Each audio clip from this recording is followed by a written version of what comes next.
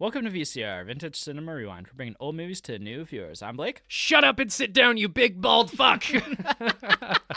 Sorry, I was looking in a mirror. What were you how saying? the turntables. Yeah, exactly.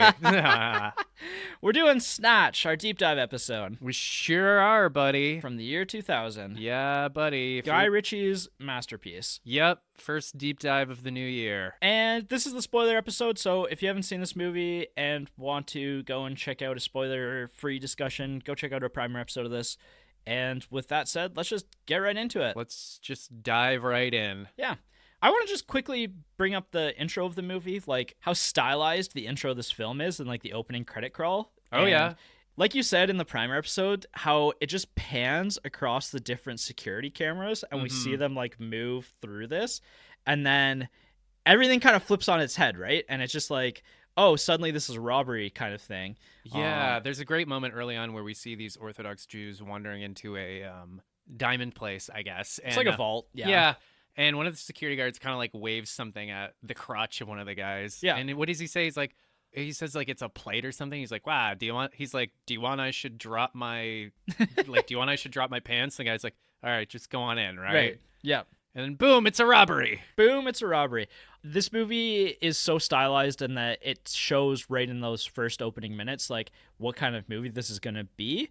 I do have one like small critique that I think like the panning over the TV screens and, you know, this Jewish discussion goes on a little bit too long, but like that's a relatively minor. This is going to be the one time I don't think it went on too long. Really? I was actually spellbound by that opening shot. Really? Yeah. I just thought it carried on just a little too long with their discussion. All right, well. It just wasn't as captivating to me as like a Tarantino movie discussion would be. I guess. I don't know. It was interesting. Fair enough. I guess as well that probably also me knowing the movie and like I've seen Snatch probably 5-6 times at this point in my life. Like I kind of know the plot beats. I know where things are heading. Like I just kind of want to get on with it. Yeah, you're like, let's get this party started, right? I will say my other critique of the movie right off the bat, this movie has a very like drab color palette. I wanted to mention that last week. It's very green and gray. It's kind of got like that late 90s, early 2000s color palette vibe to it. Yeah, I didn't even think about that. It looks like a Green Day music video. Yeah, that's exactly it. Like it's kind of got a little bit of a pull from The Matrix, and a lot of other movies from that time. And I think that actually hurts this film in particular a little bit more than the rest of those movies does. I don't know that I agree. To me, it really added to just like the seediness and the griminess of this movie. Yeah.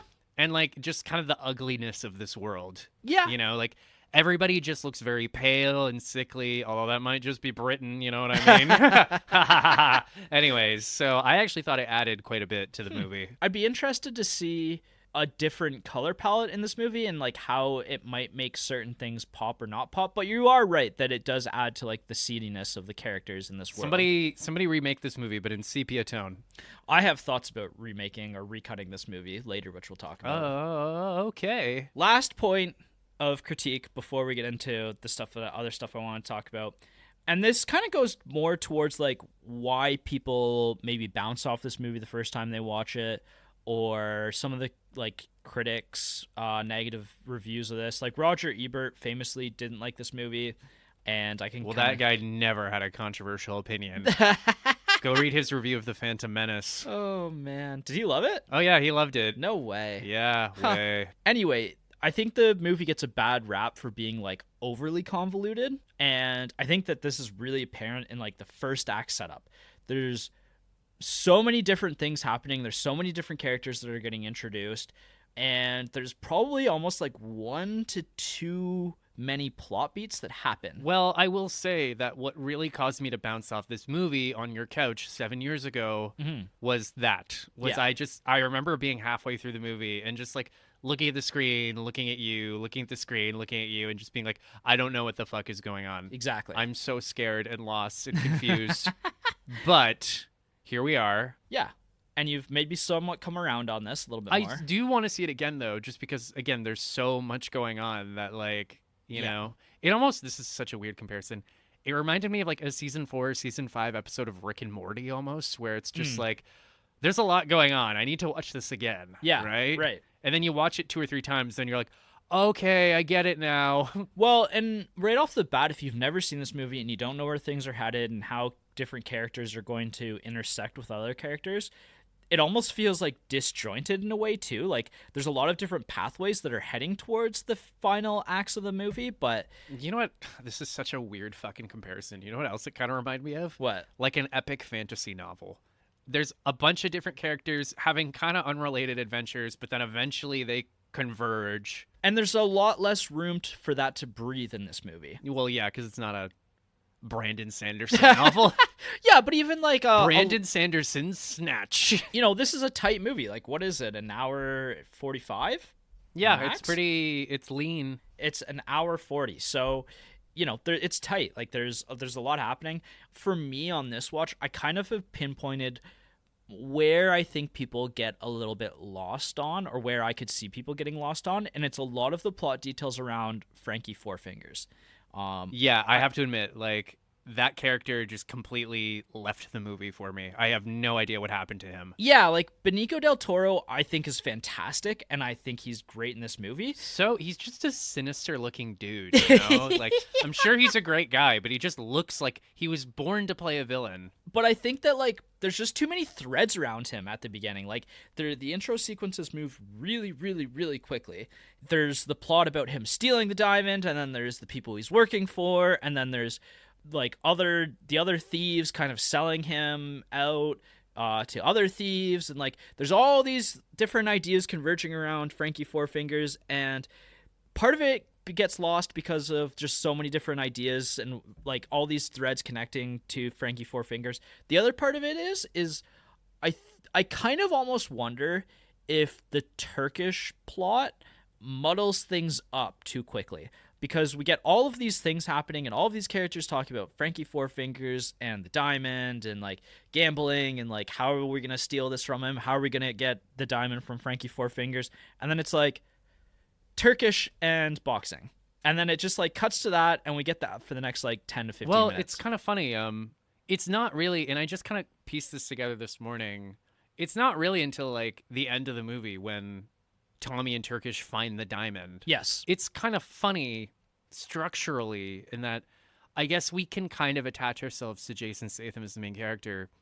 But then if the main conflict of the movie is this fucking MacGuffin, this diamond, he comes across it completely by accident at the end of the movie. Yeah. That doesn't make it bad. It just makes it interesting. It's an interesting decision, and I think that that's going to hamper some first-time viewings, especially in the first act when you're just like, you're getting really lost, and then suddenly there's this like whole other plot you're being thrust upon you that like actually has no connectedness to anything for the like 2/3 of the movie.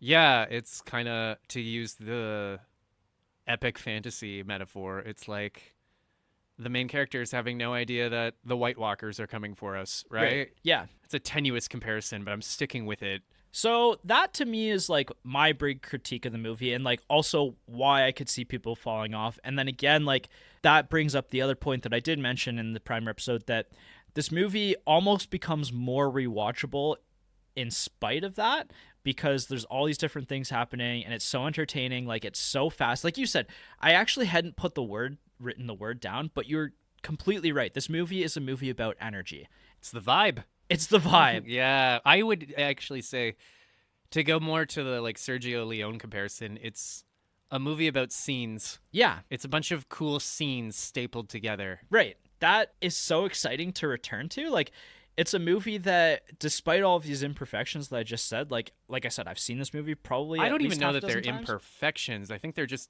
quirks. Yeah. Yeah. Yeah. It's not a bug, it's a feature. Yeah. Yeah, exactly. What else did you want to talk about?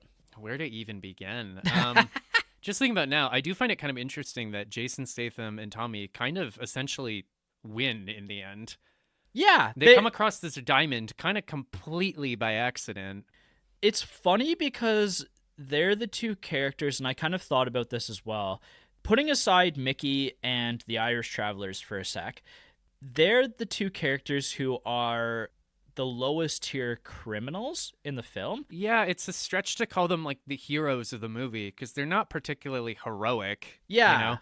this whole thing starts because Jason Statham just wants a new office to like run his racketeering ring in. Right, You because know, they run like the underground illegal boxing fights, and it's then like they a little illegal casino. They've got an yeah. adorable little illegal casino with adorable little slot machines. Mhm. Tommy is kind of characterized as like an idiot, essentially, right? Yes, Yeah. yeah. And Jason Statham loves him, but like clearly doesn't respect him all that much, No, right? Or it's just really annoyed by him. which is So fair because Tommy's kind of an idiot, like you said. yeah, and I'm just kind of thinking about this now. I would almost say Brad Pitt is almost kind of the hero of this movie Yes. because, and I mean, we're in spoilers. So he gets swept up in this, boxing championship kind of thing. His mom is killed, Mhm. burned alive Yep. because he refuses to throw his second fight. Right. And then it's a big dramatic fight at the end where he's like going to town on this one guy, and it's like a harrowing, bloody fight. Yep. There's a great shot where Jason Statham is talking to him, and he's all bloodied, and they like pour water over his head, and like you see his hair flipping in slow motion. Mhm. I definitely see what's his name, Bricktop, as like the main villain of the movie. Absolutely. Yeah, and like him and his friends basically win. They get their revenge. It turns out that like Brad Pitt's character Mickey is way smarter than he lets on, and they while all this shit is going on, they completely fuck up Bricktop and his whole operation. Yeah, they kill like all of his goons basically, Yeah. while also 2 out of 2 for just like completely destroying Bricktop's credibility in Yeah. this gambling racketeering part of the plot. And it's actually kind of unceremonious how they kill him. Like at one point he leans into a limo thinking he's talking to his goon, and it's just one of Brad Pitt's friends, and they just kind of shoot him at the Yeah. side of the road. Right. It's not even a particularly big confrontation. It's just like, you're dead. Yeah, and that's where I would say that this is where the movie I talked about this a little bit in the primer, that is maybe one of the things that doesn't necessarily hold up. People are a lot more less willing to like go along for the ride when like classism, racism elements come up. Yeah.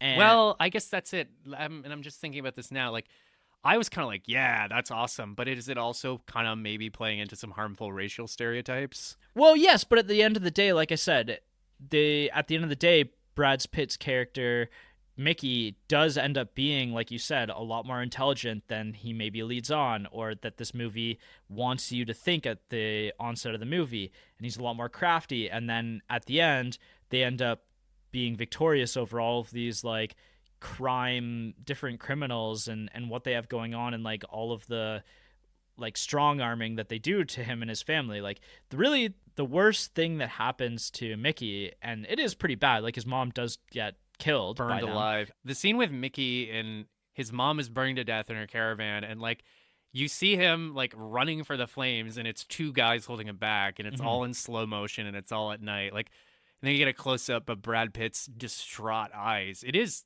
actually genuinely horrifying. That's where really, like, if we had focused maybe even a little bit more on Mickey and the Irish Traveler plot, I think that would be the other thing that I think Roger Ebert was critical of, is that there's no build up and payoff necessarily, but I think there is a payoff here. It's just because there's so many different things happening that maybe the focus payoff, because the movie ends with Turkish and Tommy getting the diamond and selling it to cousin Avi. Okay, yes, there may be a version of this movie where we nestle right up close to Mickey. Just a few minutes longer. You don't need much, but I think that maybe ending with some little victory with him. I think that it really suits the tone of this movie, the farcical tone. Yep. That it turns out Brad Pitt and his friends have been like running around behind the scenes for everybody. Right. I don't agree with Ebert that there's no setup and payoff. I think there is quite a payoff. Actually, watching the climax of the movie last night, when it turns out Brad Pitt and friends are the real winners, I was kind of like, oh, okay. Yep. And again, if this were a more serious movie, I'd be like, that's kind of bullshit. But because it's kind of a farce, it takes you by surprise, I really enjoyed it. What I thought was interesting is that, and I've said this before, typically, like, when a main character, like, does the right thing or overcomes their flaws, they're rewarded with a happy ending. Right. And if they don't, then they get pulled beneath the waves like Captain Ahab, right? Hmm. So at the end, when Turkish and Tommy have this diamond, I'm kind of just like, and I was just thinking about this on the drive over here today. I was like, do these guys deserve a happy ending? That's kind of what I mean. Like, I think that's Yeah. kind of what Roger Ebert's actually getting at is, And again, it's a farce, right? yep, And like none of these characters are particularly like three-dimensional or profound, yeah, but it was kind of just like, wait, you guys won? yeah, Like you didn't do anything. right, yeah, yeah. They're kind of like the Indiana Jones to the Indiana Jones and the Last Crusade, or not the Last Crusade, Raiders of the Lost Ark. Them being there doesn't actually really further much. I know, right? It's almost kind of like it reminded me of that Simpsons episode with Leonard Nimoy where it's like, well, my work here is done. It's like, but you didn't even do anything. It's like, oh, didn't I? Yeah. And it just vanishes. Yeah, I don't know. And that's where I actually was going to mention this. I actually wonder if there's a Pulp Fiction cut of this movie. And what I mean by that is, what if there was a cut of this movie that was not in chronological order, that followed 4 different storylines? You mean like instead of like cross-cutting between all these characters, you just follow one character for like 30 minutes? Yes. That, okay, Topher Grace, if you're listening, only you can do this. I just kind of, it was something that was bouncing around in my head this morning before we started recording. I just wonder if that would help maybe people follow things, and also, then you could do the payoff of Mickey and the travelers, getting their victory at the end and getting to do that last kind of thing, and showing how they all kind of play. And I don't know that it necessarily works, and or that cut is. That cut would be more watchable. I Yeah. almost kind of want to see it now, just to make up my own mind. I do think this movie is pretty. Again, it's about the tone and the energy, right? Exactly. If this were a more serious movie, I'd be like, this is fucking bananas. But Exactly. like, because the movie's bananas, I'm like, ooh, ooh, ooh, ooh, ah, ah, ah, ah, ah. I don't know, man. Whatever. No, and that's kind of what I said in the primer too, right? Like, I mean, the fact that Mickey, who's kind of this side character, is secretly the main character and secretly wins in the end. It's funny. Yeah. Like, it's really fucking funny. Yes. You know? Yeah. And actually, even just mentioning this is actually the reason why this thought even crossed my mind, was because of one of my favorite sequences of the entire movie, and that's the car sequence when 3 different kind of storylines all converge, 3 different groups of characters all converge. And God, how great is that fucking scene? And the other like small minor piece of that also made me think of Pulp Fiction is it's not in sequential order how that all plays out either. Like, the last thing to actually happen is Turkish and Tommy throwing the milk out the window. But that's the actual inciting thing that makes all of the events of this sequence actually play out the way they play out. And can I just say that, like, when Tommy was lecturing Turkish about how, like, we've only domesticated cows 10,000 years ago, so our internals can't process dairy. Right. I was like, okay, this guy's a Tarantino fan. That's Yeah. very much like a Tarantino conversation, right? Yep. I was watching that last night, and I was like, I will never write anything this entertaining. Like, no, it's a great sequence. Yeah, like, right? Really, really superb. And then it also, you've got Saul and who's Saul's other helper? Goodman. Yes, Saul and Goodman, who are, I don't even remember what they're doing this scene at this point in time. Wait. Can I set this up? If you've got a good way to set this up, you set it up. I don't. I'm actually dovetailing in a different direction. So Solomon and Tyrone and the other guy, Yep. the guys who originally start with the car, I did find Vinny. So Vinny, Saul, and Tyrone, I felt their plot was the weakest. I agree. Like, actually, part of the reason I want to rewatch this movie is because I want to pay more attention to them, because I almost can't tell you what they were doing. Yeah. They had some great moments, though, like when they try to shake down Bullet Tooth with, like, fake guns. Yeah. And it turns out it says replica on the side of their guns. That's probably one of my favorite quotes of the whole movie, is him just, like you said, dismantling them and their entire, like, persona right in that scene, right?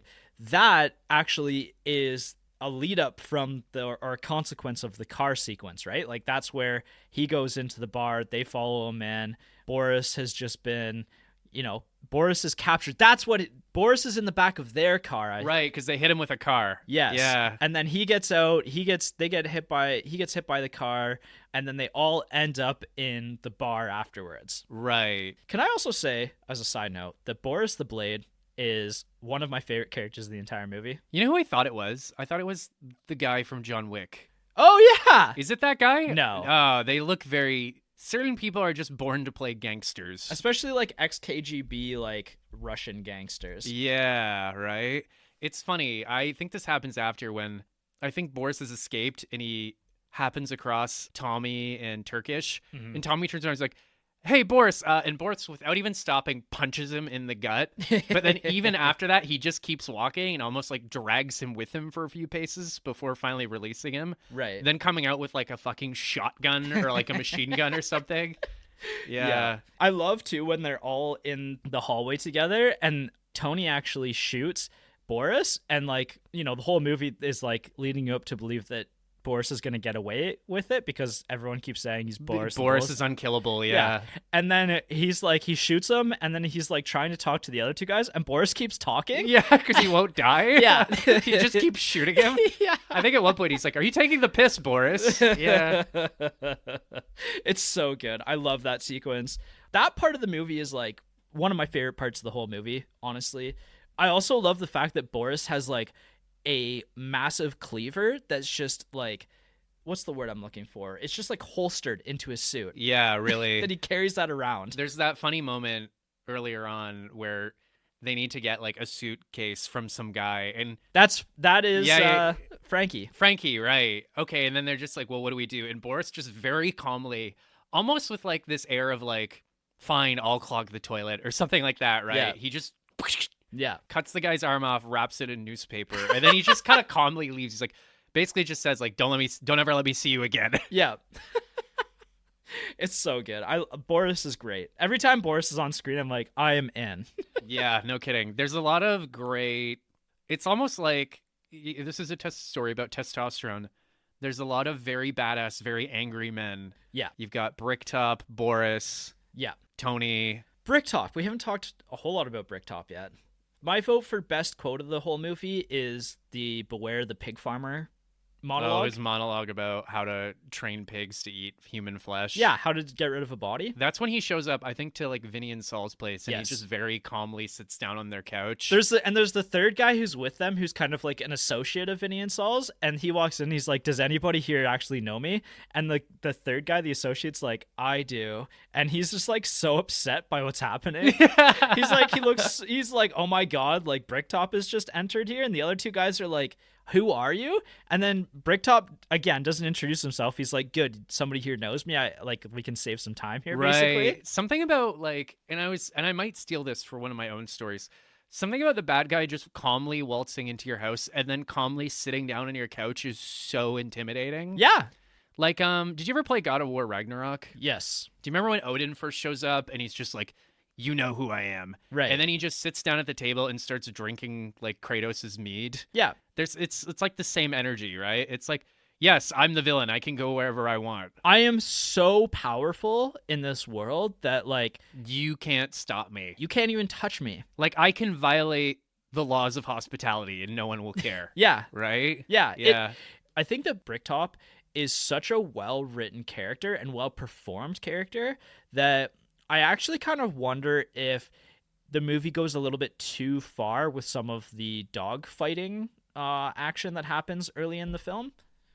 And I know why it's added in there. Like it specifically added in there to make Bricktop even more villainous and dirty. And one of the things I've learned from writing, if I may be so bold, is that like first impressions count in real life and they also really count in fiction. Right. Like the way you introduce a character is incredibly important, right? Mm-hmm. So, I mean, when you have a villain, you have to establish that they're a bad dude right away, right? Right. So we see him kind of torturing these dogs or whatever, and then, he's kind of admonishing this one dog. He's like, every time you throw it in the pit, it just shits itself. Yeah. Right? Then there's that other scene where he's kind of like, he's training these two boxers, and then he ends up killing one of his own henchmen, and then he kills the other henchman too, just for being like, a Right. pain in the ass, right? Yeah. And then you see the two boxers just watching, horrified. And he's like, what the fuck are you two looking at?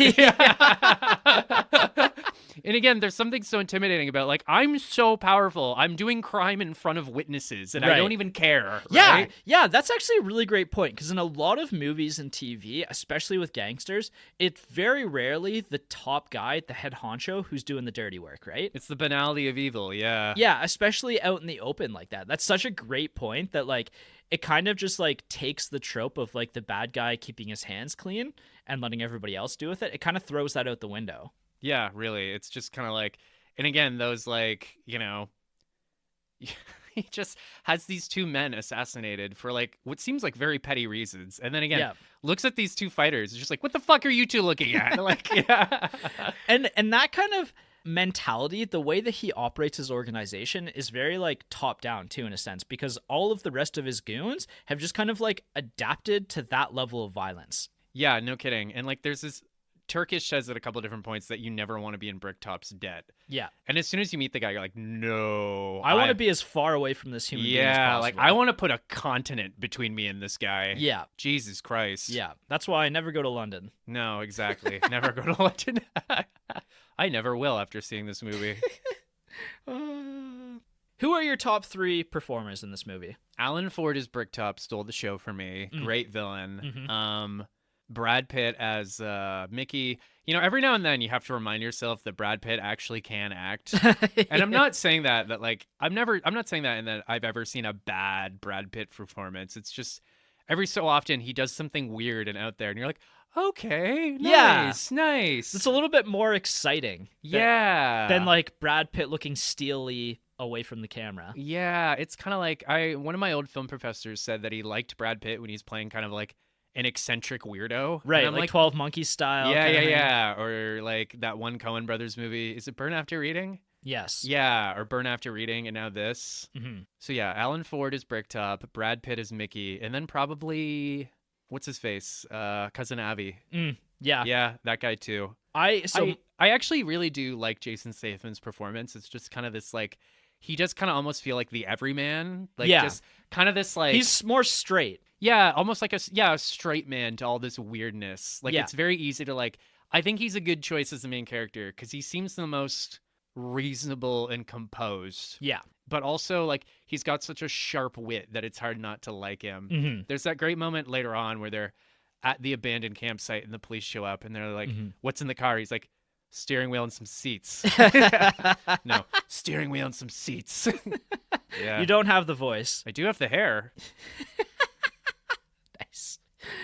My ensemble performance top 3, I go first Bullet Tooth Tony because I'm a big Vinnie Jones guy. Yeah. And I'm a big Wolf, Fixer. I love those characters. So in if I ever movies. want to like make like a character for you that I know you'll love, it's just a hyper competent badass who shows up halfway through the movie and just kicks everyone's ass. Yeah, and just does it for the for the paycheck, for the love of the game. for the love of the game. Yeah. Yeah, that's what he's in it to win it. He doesn't really care about like, the big diamond at the end of the day. He's just there to. He's kind of like the private investigator in the Royal Tenenbaums, right? Yeah. Just shows up and is really good at his job. Yes. Yeah.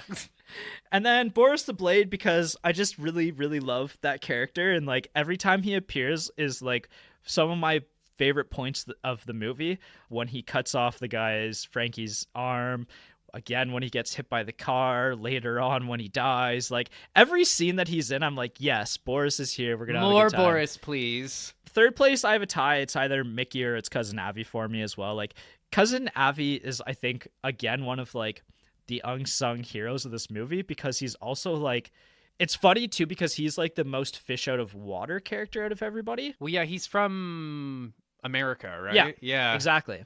So, and he comes over and he's just like, what is going on in this like psychotic world that I've never experienced? He's almost like a frustrated district manager, just trying to get everyone to behave. Yeah. Right? Or just trying to get his diamond. And he's so upset the whole time. He hates being there. He hates the food. Like he's just complaining the whole time. Yeah. Nothing works. We've all been Cousin Abby. It's Avi. Abby was my old black lab. We've all been Cousin Abby at some point in our lives. Yeah. Your Cousin Abby every time I'm around. what are your favorite quotes of the movie? Top three favorite quotes. Oh, let me think about that, because that's a good one. Okay. And then maybe they're not even quotes, but like just, dialogue. Bricktop doing the pig farm monologue, one of my favorites in the movie. Anytime Mickey opens his mouth, especially like when he's like, I don't want to buy that caravan. It's got no wheels on it. What am I going to do with the wheels? That one, actually, that's in mine. He's like, why the fuck would I want a caravan with no wheels? And then pretty much again, rounding things out, anytime Bricktop opens his mouth. And the one quote that I did write down was after the first fight when everybody's complaining because Bricktop fed the information to everybody that Mickey was going to go down in the first fight, and then he knocks the other guy out like immediately, and everybody's mad at him. And then there's one guy who, as he's walking to the back, there's the one dude who starts complaining at him, and he grabs the guy by the throat and he says, listen, you fucking fringe, if I throw you a dog bone, I don't want to know if it tastes good or not. You stop me again whilst I'm walking and I'll cut your fucking Jacobs off. Yeah, that's a great one.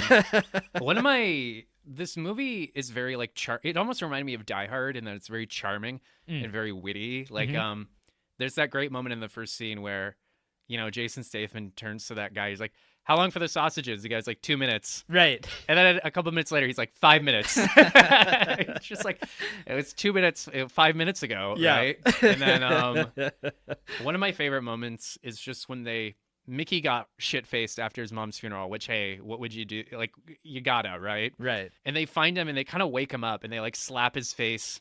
And they're like, come on, man, like we gotta get to the fight. And he's just like clearly extremely hungover. Yeah. And he just stands up. He's like, gotta have a shit. And then the scene just ends. I was like, perfect. Gotta have a shit. No notes. Yeah, exactly. Right. And then I do really enjoy Tony's big dick monologue too, when he's intimidating Saul and Vinny. And then it just ends it with like, now, fuck off. Yeah. It's just very much like, listen, stop bothering me.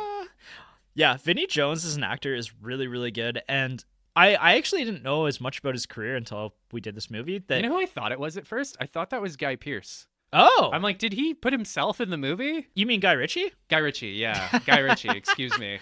One of the guys. One of the guys. Fucking guy. No, Vinny Jones is really great, and he appears in a lot of Guy Ritchie's stuff. But I didn't realize before, or maybe I had known at one point and forgot, that he actually started as a soccer player. And he was actually in like professional soccer, but he was kind of the enforcer on the soccer team. You can see it. Yeah, and that's kind of where he got typecast into these performances, but that's just who Vinny Jones is. Can you imagine, like, what do you think it's like looking, and I'm not saying he's ugly or anything, but no. Like, what do you think your life is like?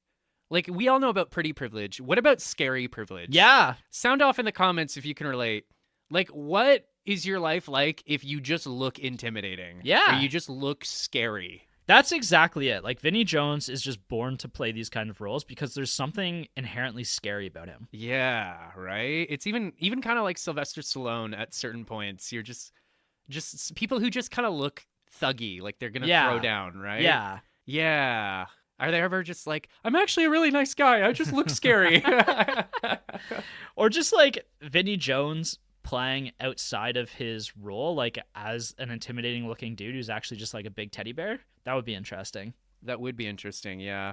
Actually, I think that's the plot of Toradora, the anime, where it's just a scary looking dude who's actually a really nice guy. I have no idea what you're talking about. All right, well. Sequels, prequels, and reboots. So this is kind of a little bit rebootish of Lock, Stock, and Two Smoking Barrels. Like Guy Ritchie does that movie, and it's like micro budget. Like I'm talking like, I don't know, $500,000 to $1 million. Probably more like a proof of concept. Yeah, but it became like a very big movie. Like I think it did really well, and that was the movie that even put like Jason Statham on the map. Like a lot of actors actually from this movie are in Lock, Stock. So if you want more Snatch, Lock, Stock is definitely the first place that I think you should go to. Have you seen it? Oh yeah, Is I've it seen good? it a few times. Yeah, it's very good. good. Better than this or I don't know. I same? have to rewatch it. Like it's a little bit less put together. It's a little bit less clean than this one is. I would also say that the English dialogue is a little bit harder to follow, and that's actually another big critique of Lock, Stock, is that Is it like the accents or the accents are a lot stronger. And when we get into effects and filming, I'll talk about this a little bit more, but like that was actually the reason why the idea of like Mickey was even conceptualized, is because there was a lot of people who complained about not being able to understand the actors, and so Guy Ritchie was just like, fuck you. and he personified that as a character in his movie. I love creative pettiness. It's so beautiful, you know what I mean? Yeah. It's kind of like Robert Altman. People used to complain about his like audio, so I think in Nashville he had a scene where a character was talking while like there was a race going on behind her. Oh, so nice. You can't make out what she's saying. Yeah. It's him just being like, fuck you. Yeah. Like, turn on captions. So That's awesome. yeah. But there was also, believe it or not, a TV adaptation of Snatch. You know, I was gonna say, like, this would really make a good miniseries. If you really wanted to like flesh out these characters, a miniseries would be necessary. Yeah, and so it actually came about in the mid 2010s because it was a response to the Fargo TV series. Because, you know, Fargo, one of the greats of the 90s, it gets made into a TV series that's very good. Like, I actually think season 2 of Fargo is maybe one of my favorite seasons of television ever. Yeah, I remember when I heard they were making a Fargo TV show, I thought it was a really dumb idea, but then apparently I've slept on it and it's really good. Season 1 is great. Season 2 is like literally one of the greatest series of TV ever. Okay. Amazing, like really fantastic. And apparently the TV adaptation of Snatch is not very good. Ah. And I think maybe part of the reason why is because there's no like big actors in it. Oh, really? Yeah, I kind of took a look at it, and the most famous person in it was Rupert Grint.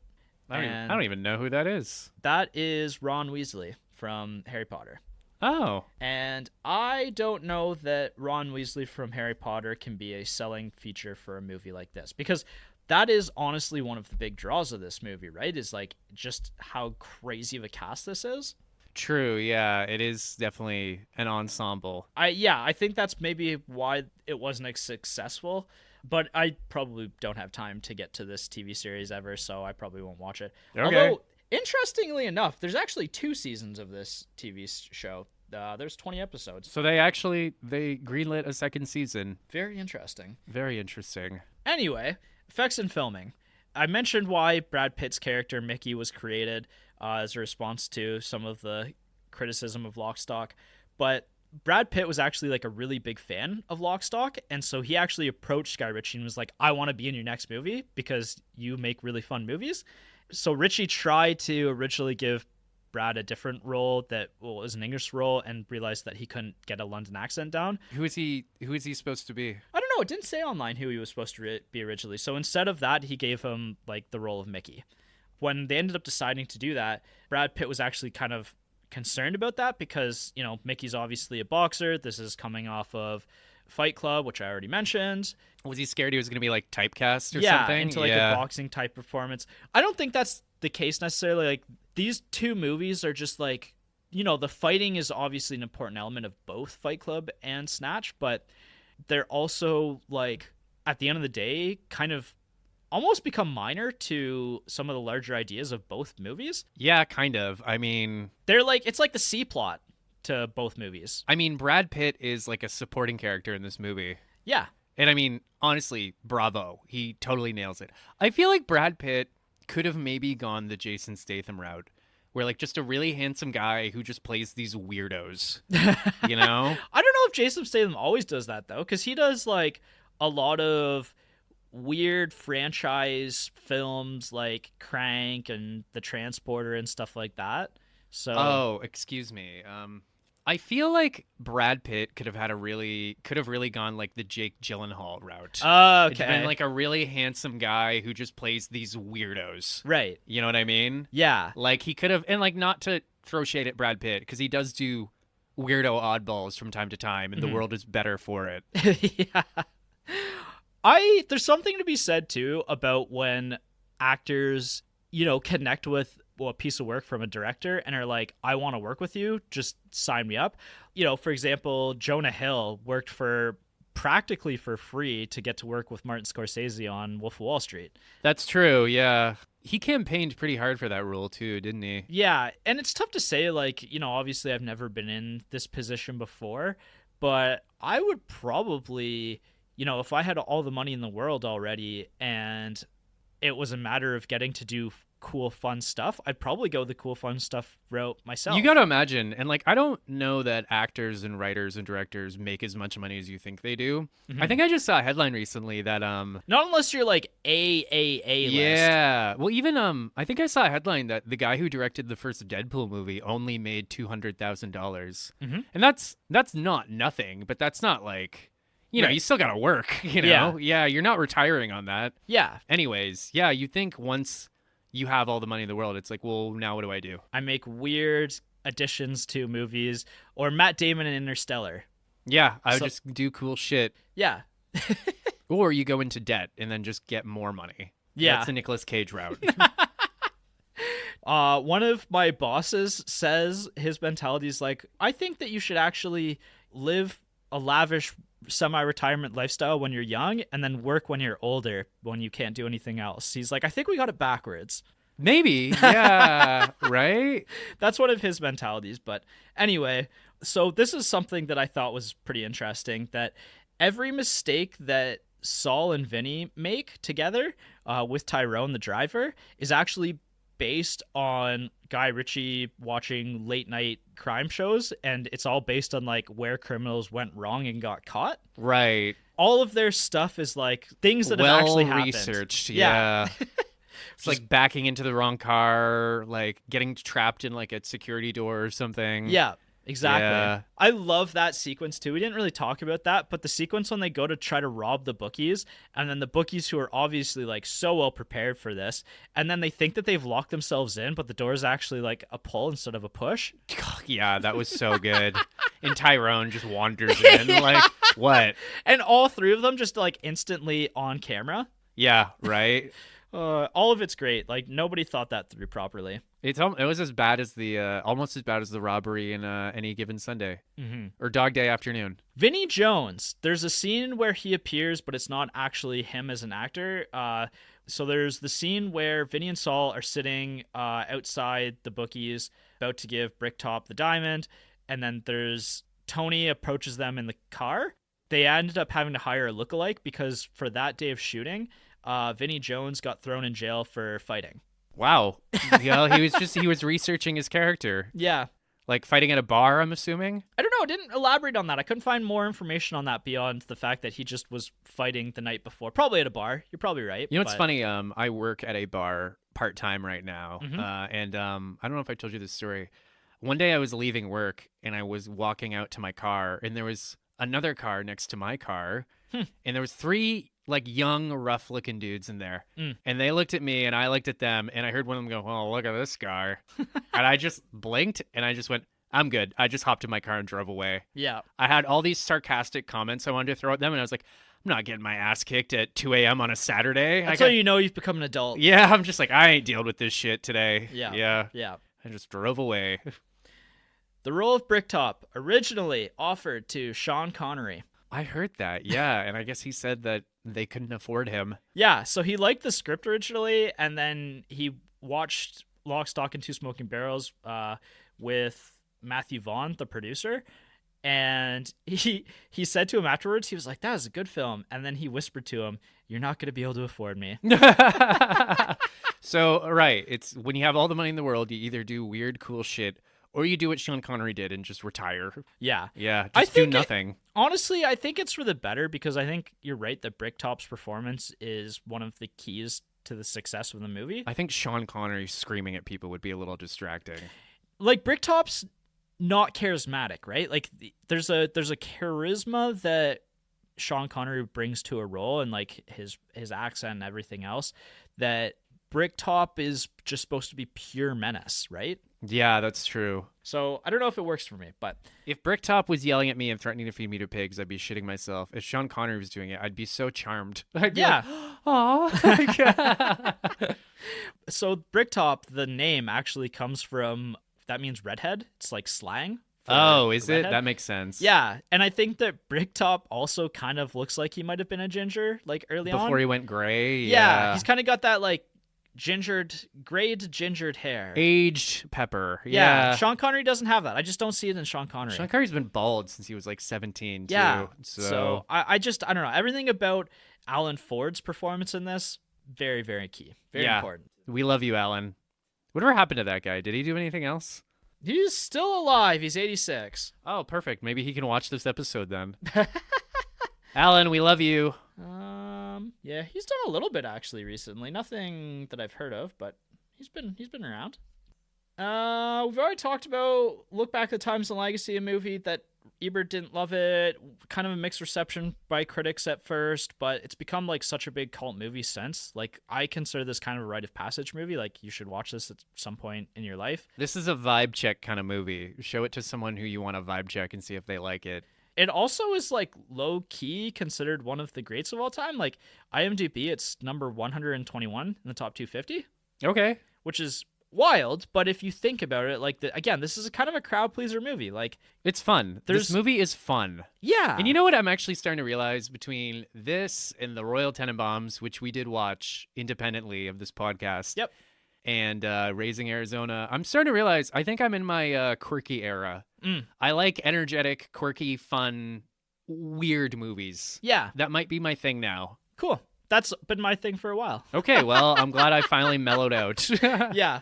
Personal reviews on the Partner Factory. Might as well just get into it. Like, when I first saw this as a teenager, I was completely blown away because I didn't know that you could, like, do this crazy editing, like that you could have all of these different plot threads. And, like, you know, I probably came to this even before I came to Pulp Fiction, honestly.